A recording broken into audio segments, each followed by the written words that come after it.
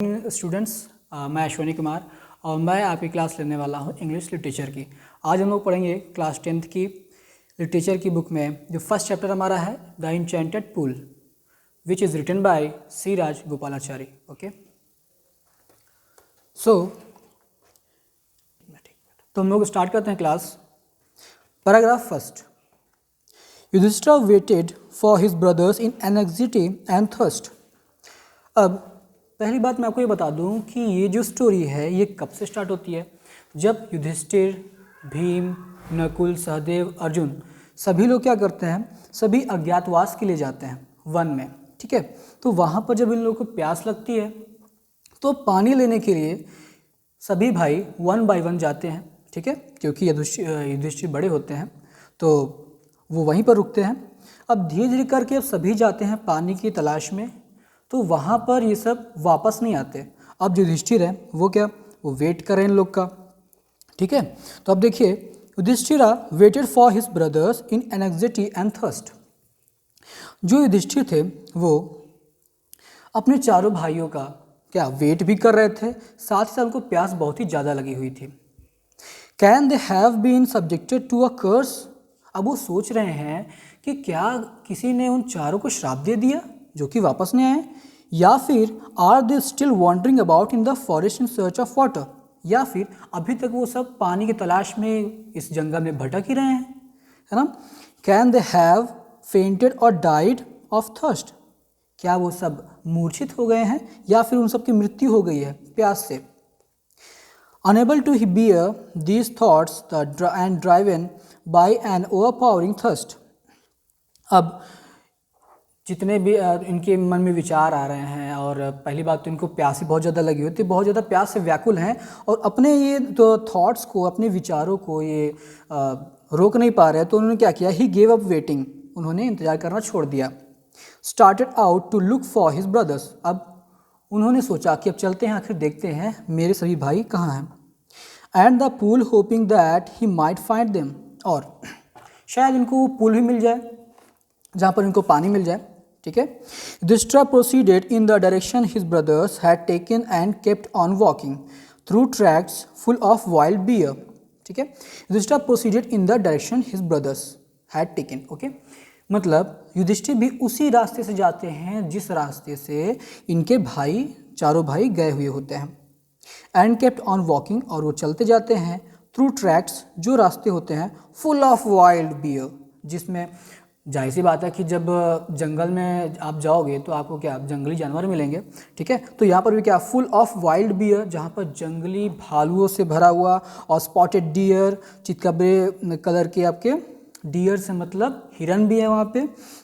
And big forest, और big forest bird, और बड़े बड़े जंगली पक्षियाँ भी वहाँ पर है। ये तो मतलब जाहिर सी बात है, वहाँ पर पूरा भरा हुआ है, जंगल है। ठीक है, जंगली जानवरों से भरा रहेगा। Bird still he came upon a beautiful green मीडो। अब ये रास्ते में जब चलते आते हैं तो उनको ये सब चीज़ें मिलती हैं, और फिर कहाँ पहुँच जाते हैं, ये एक बहुत ही सुंदर से घास के मैदान के पास पहुँचते हैं। जैसे कि आप सबको पता है कि घास का मैदान वहाँ पर भी होता है और हमेशा हरा रहता है जहाँ पर पानी होता है। ठीक है, तो अब ये वहाँ पर पहुँच गए। Around a pool of clean water. अब इन्होंने देखा कि एक बिल्कुल साफ पानी का तालाब है और वहाँ पर चारों तरफ क्या, घास उगी हुई है। But when he saw his brothers lying there like flag poles unable to restrain his grief. अब जैसे उन्होंने देखा अपने भाइयों को कि चारों भाई तो वहीं तालाब के किनारे पर पड़े हुए हैं, unable to restrain his grief, अब वो अपने दुख को रोक नहीं पाते। ठीक है, ही lifted his voice and wept, और वो ये इस दृश्य को देखकर रोने लगते हैं, क्योंकि उनके सभी भाई हैं, वो सभी से बहुत ज़्यादा प्रेम भी करते हैं, है ना, तो रोना तो लाजमी है, तो वो क्या, रोने लगते हैं। फिर पढ़ते हैं वो पैराग्राफ 2। ओके, पैराग्राफ 2 पर हम लोग अब आते हैं। पैराग्राफ 2 में ही touch the faces of Bhima and Arjuna. अब वो अपने भाई जो भीम है और अर्जुन है उनके चेहरों को छूते हैं। एज दे ले सो स्टिल एंड साइलेंट, जो कि वहाँ पर पड़े हुए हैं और वो बिल्कुल शांत हैं और बेजान से हैं। एंड मॉन्ड, ठीक है, मॉन्ड मतलब क्या होता है, मतलब विलाप करना होता है, रोना होता है, एंड मॉन्ड, और वो विलाप करते हैं, was this to be the end of all our vows, क्या हमारी सभी प्रतिज्ञाओं का क्या यही फल है, क्या हमारे साथ यही होना, just when our exile is about to end, जब हमारा अज्ञातवास खत्म होने वाला है।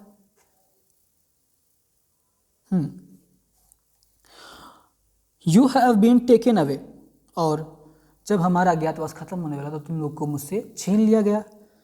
Even the gods have forsaken me in my misfortune, यहाँ तक कि मेरे भगवान भी मेरा साथ छोड़ दिए मेरे इस दुर्भाग्यपूर्ण समय में। As he looked at their mighty limbs now so helpless, जैसे उन्होंने देखा सबके जो शक्तिशाली शरीर थे, नाउ सो हेल्पलेस, अब वो किसी काम के नहीं, बिल्कुल निर्जीव से हैं। He sadly wondered who could have been powerful enough to kill them. अब वो दुखी होकर के ये बात सोचते हैं, आखिर कौन इतना पावरफुल हो सकता है, कौन इतना शक्तिशाली हो सकता है जो मेरे भाइयों को मार दे, क्योंकि चारों भाई अपने ही कला में क्या निपुण थे, ठीक है। तो वो सोचने पर मजबूर हो जाते हैं। Then he too descended into pool, drawn to the water by an overpowering thirst. अब उनको इतनी ज़्यादा प्यास लगी है कि प्यास के मारे उन्होंने कहा मैं भी अब तालाब में जा रहा हूँ, उसको पानी पीना है, ठीक है, उनको पानी पीना है, तो तालाब में उतरे। At once the voice without firm want. अब देखिए, अब एक आवाज़ सुनाई देती है, वो आवाज़ क्या करती है, इनको चेतावनी देती है, ठीक है, लेकिन उस आवाज़ का कोई शेप नहीं है, उस आवाज़ का कोई भी शेप नहीं है, मीन्स वो डिसअपियर है, बिल्कुल गायब है, सिर्फ आवाज़ ही सुनाई दे रही है।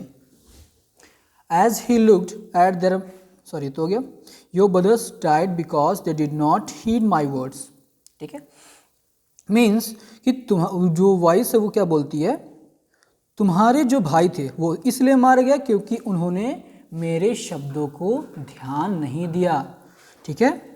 They tried to drink water without answering my question. उन्होंने कोशिश की कि वो पानी पी लें, वो भी बिना मेरे प्रश्नों का उत्तर दिए हुए। Do not follow them. उनकी तरह बिल्कुल मत करना। Answer my questions first and then you can quench your thirst. कहा कि सबसे पहले तुम्हें मेरे प्रश्नों का उत्तर देना होगा और उसके बाद तुम अपनी प्यास बुझा सकते हो। This pool belongs to me, क्योंकि ये तालाब मेरा है। अब आते हम लोग पैराग्राफ 3 पर। देखिए बच्चों, ये बात समझ लीजिएगा कि ये चैप्टर आपके एग्ज़ाम में आना ही आना है, ठीक है, तो इसको बहुत ही ध्यान से सुनिएगा और बहुत ही ध्यान से पढ़िएगा, ठीक है। स्पेशली जो हमारा पैराग्राफ 3 है और 4 है, ठीक है, और 5 है, यहाँ ये बहुत इंपॉर्टेंट है, ठीक है, आएगा पक्का है, आप श्योर मान लीजिए, ठीक है, ये तो आना ही आना है, तो इसको बहुत ध्यान से पढ़ना है। It did not take Yudhishthira a moment to understand that these could be none other than the words of Yaksha, ठीक है। It did not take Yudhishthira a moment, Yudhishthir को समझने में एक भी क्षण नहीं लगा कि ये जो आवाज़ है ये यक्ष की आवाज़ है। आपको पता होगा यक्ष कौन है, यक्ष मतलब यम, ठीक है, जो यमराज हैं उन्होंने क्या किया था, उन्होंने एक रूप धारण किया था यक्ष का और उन्होंने सिर्फ इनकी परीक्षा लेने के लिए ऐसा किया था, ठीक है। तुम आगे देखो, ये बात हम लोग को आगे पता भी चलेगी, आगे पढ़ते हैं। That this could be none other than the words of Yaksha and guessed what had happened to his brothers. अब वो ये बात समझ गए थे कि आखिर उनके भाई का हुआ क्या, ठीक है। वो सभी भाई जो कि बहुत ही शक्तिशाली थे वो चारों इस वक्त मूर्छित पड़े हैं, बेहोश पड़े हैं, ठीक है। It took him no time to see a possible way of bringing them back to life. अब देखिए, उन्होंने तुरंत ही ये बात सोच ली कि अब किस तरह से वो अपने भाइयों को दोबारा जीवित कर सकते हैं। He said to bodiless voice, उन्होंने उस आवाज़ से कहा जो आ रही थी, कहाँ से आ रही थी ये नहीं पता था, बट सिर्फ उनको सुनाई दे रही थी, ठीक है। प्लीज़ आस्क योर क्वेश्चन, उन्होंने कहा कृपया आप प्रश्न पूछिए। The voice put questions rapidly one after another. अब देखिए, जो आवाज़ थी उसने क्वेश्चन शुरू किए पूछना एक के बाद एक। What rescues man in danger. संकट के समय इंसान को कौन बाहर निकालता है, ठीक है, मतलब क्या है, संकट में मनुष्य को कौन बचाता है। तो युधिष्ठिर कहते हैं करेज, यानी कि साहस। आप सबको पता ही होगा कि जब भी कभी हम संकट के समय में होते हैं तो हमारा साहस ही हमारे काम आता है, ठीक है। तो इसीलिए क्या उन्होंने आंसर दिया करेज, साहस। By the study of which science does man become wise. अब उन्होंने ये क्वेश्चन पूछा कि कौन सा साइंस यानी कि कौन सा विज्ञान पढ़ने से इंसान बुद्धिमान हो जाता है। Not by studying any shastra does man become wise. Yudhishthira कहते हैं कि किसी भी शास्त्र को पढ़ लेने से कोई इंसान, कोई भी मनुष्य कभी वॉइस नहीं बनता। वॉइस मतलब बुद्धिमान नहीं बन जाता। It is by association with the great in wisdom that he gets wisdom, ठीक है। तो वो कहते हैं कि ये सिर्फ तभी संभव हो सकता है जब कोई व्यक्ति महान विद्वानों के साथ में रहे, ठीक है, यानी कि संगत में रहे, उनके साथ रहे, तभी वो महान बन जाता है। द यक्ष आस्क्ड, फिर यक्ष ने पूछा what is swifter than the wind. अब यक्ष ने प्रश्न किया क्या कि हवा से भी तेज क्या है, हवा से भी ज़्यादा चंचल गतिमान क्या चीज़ है। तो युधिष्ठिर कहते हैं माइंड, यानी कि मन, ठीक है। आपका मन आपको पता ही होगा हर एक सेकंड में चेंज होता रहता है। अभी आए, अभी आप मुझे देख रहे हो, फिर थोड़ी देर बाद क्या आप कुछ और सोच रहे होगे कि मोबाइल में आज गेम कैसे खेलना है ना, आज कैसे पबजी खेलना है वगैरह वगैरह, है ना, आज क्या वीडियो देखना है, कैसे क्या करना है ना। तो क्या हमारा जो मन होता है वो बहुत ही तेज़ी के साथ यहाँ वहाँ ट्रैवल कर लेता है। तो हमने अभी यहाँ सोचा, फिर हम लंदन के बारे में सोच सकते हैं, ठीक है, मतलब तुरंत ही हमारा मन लंदन पहुँच जाएगा, ठीक है, और हम लोग देखने लगेंगे वहाँ जो टावर वगैरह जो भी चीज़ें वहाँ जो सीन है ना, हमारे उनमें आने लगता है। और एक चीज़ और बता दूं कि आपके एग्ज़ाम में इससे क्वेश्चन बनेगा ही बनेगा, ठीक है। आपसे ये पूछा जाएगा कि आप ये बताओ कि यक्ष ने कितने क्वेश्चन किए थे, ठीक है, या फिर आपसे ये पूछ लेगा कि 5 या 6 क्वेश्चंस आप उसके बताइए जो यक्ष ने पूछा था युधिष्ठिर से, ठीक है, या फिर वो सीधे सीधे पूछ लेगा ऐसे ही, ठीक है, वन लाइन में पूछ लेगा, जैसे पूछा ना the Yaksha asked what is the swifter than the wind, ठीक है, ऐसे भी आपसे क्वेश्चन पूछ लेगा। तो इसीलिए कह रहा हूँ ये चैप्टर बहुत इंपॉर्टेंट है आपके एग्ज़ाम के नज़रिए से, ठीक है। फिर वो देखते हैं पैराग्राफ 4, पैराग्राफ 3, 4, 5, ठीक है, और 6, 7 यहाँ से आपका बहुत इंपॉर्टेंट है, ठीक है ना। तो ये आपको ज़रूरी है कि आप इसको ध्यान से समझें और पढ़ें। जब एग्ज़ाम देने जाइएगा तो इसको ज़रूर एक बार पढ़ लीजिएगा अच्छे से, ठीक है, ताकि रिवाइज रहे, याद रहे। मान लीजिए क्वेश्चन आ गया तो आप इसको आसानी से कर सको। पैराग्राफ 4 में आते हैं। What is more faded then a dried straw, ठीक है। अब उन्होंने पूछा कि सूखे घास के तिनके से भी अधिक मुरझाया हुआ क्या है, ठीक है।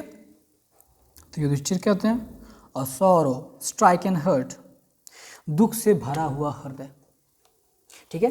जैसे कि आप लोग देखते ही होंगे जो बहुत ज़्यादा दुखी होता है, ठीक है, तो वो क्या आप उसको देख लो बिल्कुल इतना ज़्यादा मतलब दुखी रहता है बेचारा कि आप भी देख कर उसको दुखी हो जाओगे कि अरे यार ये कैसे हुआ है ना, इसको कैसे ठीक किया जाए, है ना, वगैरह वगैरह।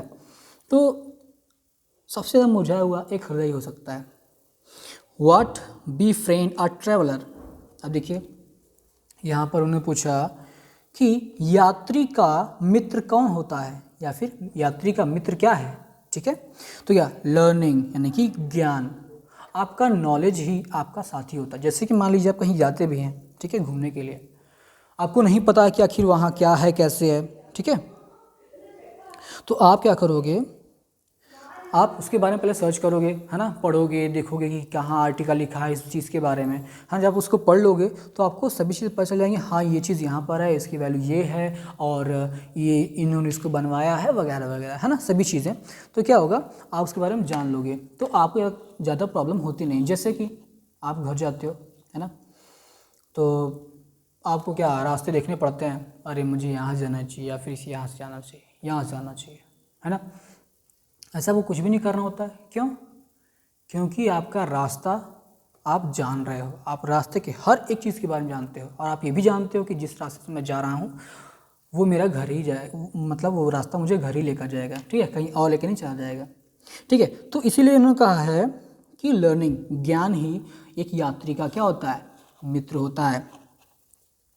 Who is the friend of one who stays at home, घर पर रहने वाले का साथी कौन होता है, यानी मित्र कौन होता है, द वाइफ, उसकी पत्नी, ठीक है, जो उसके सुख दुख में हमेशा ही उसका साथ देती है।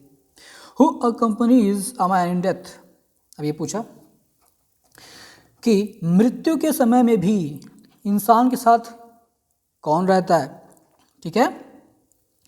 तो युधिष्ठिर कहते हैं dharma, that alone accompanies the soul in its solitary journey after death, ठीक है। कहा धर्म, धर्म ही इंसान के साथ, उसकी आत्मा के साथ इस लोक से दूसरे लोक तक जाता है, ठीक है। मतलब धर्म मतलब क्या हो सकता है, जैसे आप कह सकते हैं ना कि आपने क्या किया है, आपने अब तक क्या फॉलो किया है ना, है ना, तो आप कितने अच्छे काम किए, वगैरह वगैरह, है ना, इन सब चीज़ नीचे आपका आ जाता है। तो उन्होंने यही कहा कि मृत्यु के पश्चात मात्र धर्म ही आत्मा की एकांत यात्रा में उसके साथ होता है, ठीक है। Which is the biggest vessel, ये देखिए सबसे बड़ा बर्तन क्या है, ठीक है, यानी कि सबसे बड़ा बर्तन कौन सा है। तो युधिष्ठिर कहते हैं the earth, Prithvi, the earth which contains all with in it self is the greatest vessel, which contains all with in it self, ठीक है। कहा पृथ्वी जो अपने आप में सब कुछ समेटे हुई है ना। आप सब देख ही सकते हो कि पृथ्वी एक ऐसा ग्रह है, या फिर कह सकते हो एक ऐसे बर्तन के समान है, ठीक है। बर्तन मतलब वो सर्कल में है, ठीक है, स्पेयर में है, ऐसे है, बर्तन भी ऐसे ही होता है ना। तो उसके अंदर क्या सारी चीज़ें हैं, जितनी भी चीज़ें, हम लोग हैं, बिल्डिंग्स है, माउंटेन्स है, सी है, ऑशियंस है ना, सभी चीज़ें क्या, सभी उसमें भरी हुई हैं। मतलब सबसे बड़ा बर्तन क्या है, पृथ्वी है, ठीक। फिर पूछते हैं व्हाट इज हैप्पीनेस, प्रसन्नता क्या है, खुशी क्या है। Happiness is the result of good conduct, ठीक है। तो उन्होंने कहा जो प्रसन्नता होती है वो अच्छे आचरण का परिणाम होती है, ठीक है। अच्छे आचरण का परिणाम ही खुशी कैसे होती है। जैसे कि आप सब जानते हैं कि जब मान लीजिए आप अपने कोई छोटा आपका भाई है, ठीक है, तो आप क्या करते हो, आप उसको बोलते हो ए जाओ पानी लेकर आओ, ठीक है। तो क्या आपने उसके साथ क्या किया, आपने उसको गुस्से से बोला जा पानी लेकर आ, वो भी जाएगा ऐसा करते हुए, घूरते हुए जाएगा, है ना। मतलब क्या, वो आपका रिस्पेक्ट फिर नहीं करेगा, पानी तो दे देगा, है ना, डर के मारे, लेकिन क्या रिस्पेक्ट नहीं करेगा, तो आपको खुशी कहाँ से मिलेगी, ठीक है। अगर वही आप कह दो बेटा थोड़ा पानी लेते आना, ठीक है, तो वो भी जाएगा, हाँ खुशी खुशी लेकर चला आएगा, है। हालांकि ऐसा कम ही होता है, बट होता है, ठीक है ना। तो इस तरह के अगर आप दूसरों के साथ अच्छा आचरण से व्यवहार करोगे, ठीक है, आप गुड कंडक्ट अगर अपना रखोगे, अच्छा आचरण रखोगे, तो जाहिर सी बात है सब आपसे खुश होंगे, और जब सब आपसे खुश होंगे ना, तो आप उनकी खुशी देखकर ही खुश हो जाओगे, ठीक है। तो इस तरीके से क्या आपका प्रसन्नता भी इस तरीके से मिलती है। फिर क्वेश्चन क्या है, what is that by giving up which man becomes loved by all, ठीक है। कहा क्या गया है, व्हाट इज दैट, वह क्या है, by giving up which man becomes loved by all, ठीक है, जिसको छोड़ देने से, यानी कि जिसका त्याग कर देने से इंसान सभी को प्रिय हो जाता है। तो अब यहाँ पर युधिष्ठिर कहते क्या हैं, प्राइड, यानी कि अभिमान। For if man gives up being proud he will be loved by all, ठीक है। अगर एक इंसान अपना घमंड त्याग देता है, अपना अभिमान त्याग देता है, तो वो सबको प्रिय हो जाता है और सबसे उसको स्नेह भी मिलता है, ठीक है।